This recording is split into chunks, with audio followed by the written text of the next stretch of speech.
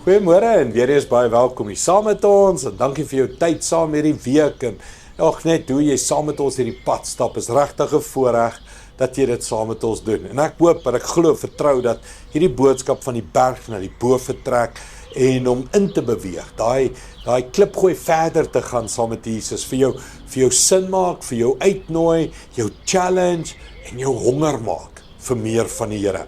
Kom ons kyk wat het gebeur toe hulle vervul is met die Heilige Gees, een van die manifestasies. Handelinge 2 vers 4 sê, almal is toe met die Heilige Gees vervul.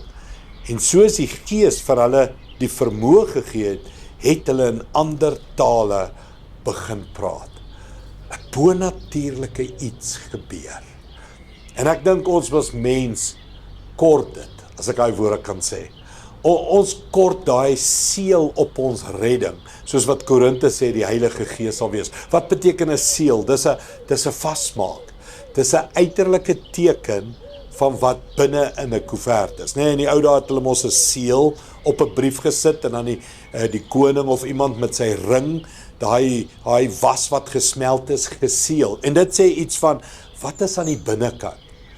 Ek en jy praat aan die buitekant dalk in tale, maar dit wys wat is aan die binnekant. Daarom ontvang ons geestelike gawes wat aan die buitekant wonderwerke, profesie, gawes, genesing, prediking, leierskap, al hierdie gawes is aan die buitekant, maar dit wys wie is in die binnekant. En dis vir 'n mens, dit is die mooiste oomblik in 'n mens se lewe, wanneer jy sê, Vader, kom vul my, kom bly binne in my. Heilige Gees, kom woon in my, elke dag. En die gawes wat uit my lewe uitkom, sal U verheerlik. Nie my nie die mens nie, dit gaan nie oor my nie. Dis die Here wat wil U met my lewe doen.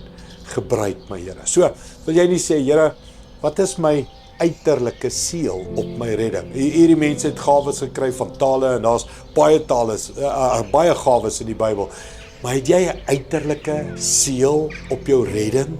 Dat jy in die bovertrek was, is, daar bly en gaan?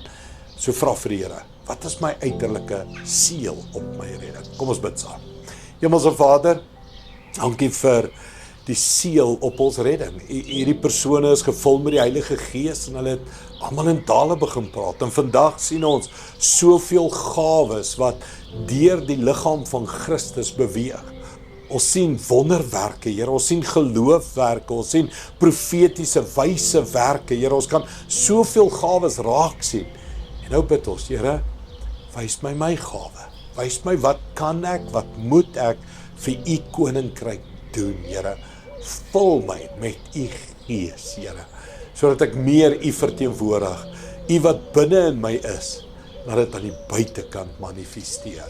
Dankie daarvoor, Here, in Jesus naam. Amen. Dankie, liewe vriende. Sien jou weer môre. Trots geborg deur Evergreen Turf.